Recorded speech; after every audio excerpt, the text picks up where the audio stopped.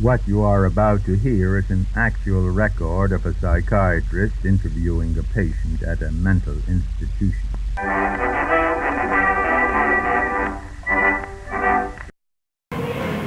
Hi, my name is Paige. I am a double major in geology and an individually designed interdisciplinary studies major titled Studies in Global Community Engagement. I guess I should start with why I felt I needed to design my own major. I believe though our journalism program is strong, it doesn't exactly fit to what I believe the world needs and what a journalist will need in the future. Because as we do get ever more interconnected, understanding how to write about other cultures without forcing stereotypes or communicating with them is especially important. And I didn't ever get that from any of my other journalism classes. And so my program of study involves intercultural communication classes and different multimedia journalism classes, as well as topics that I would be interested in further documenting after graduation, like food security and the history of Cuba, because I believe the best way to combat any of the world's problems is by starting a very effective conversation about them that invokes a response and a feeling and a change. And so my program of study aims to do that. Could really go anywhere. That's one of the great things with this interdisciplinary background. My dream job has always been National Geographic. But I would also love to work for the UN or really any non-for-profit that seeks to start the same conversation that I do.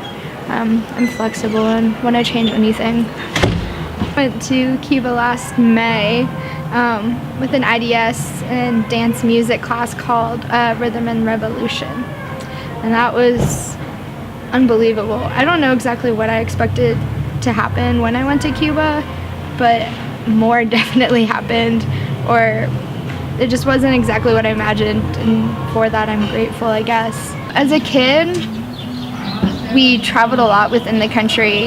This past May was the first time I had left when I went to Cuba, but my childhood experiences definitely shaped my ability to travel and who I am. I was born into a family that did not care to adjust their ways of life just because I was there now. So the first time I went camping, I was 3 months old, and the first time I went rafting, I was 18 months old. And so I've always been used to new environments or adverse conditions. So it's something that was very easy for me to acclimate to when I did travel abroad.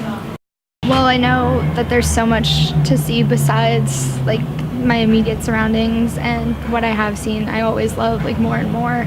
I can't imagine going never leaving Boone or North Carolina or the United States now. Now I have this little itch. Would you recommend studying abroad to other students? Definitely. It's still, though your experience can be kind of homogenous because you are going with either students from your own school or students from another school with the same background. It's definitely a worthwhile experience, especially if you take it upon yourself to further it and explore by yourself or step out of your comfort zone. But yeah, definitely any type of travel is good. I'm in this really great organization called ISIC, and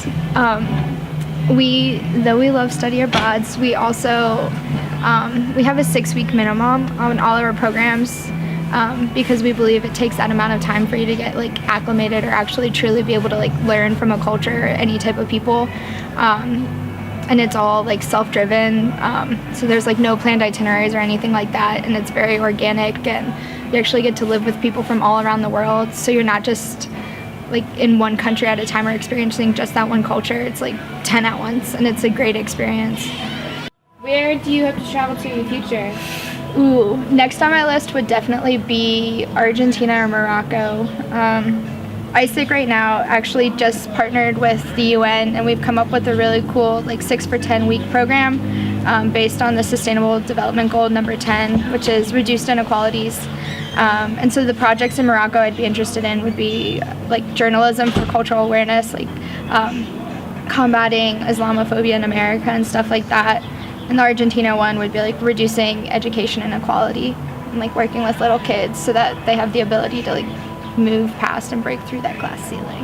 Like I said before, as like the world does become like more connected and flatter, like every problem is so multifaceted at this point that just one perspective and like one regional perspective is like irrelevant, especially if you can't even begin to grasp that there would be more than one perspective or way to solve something.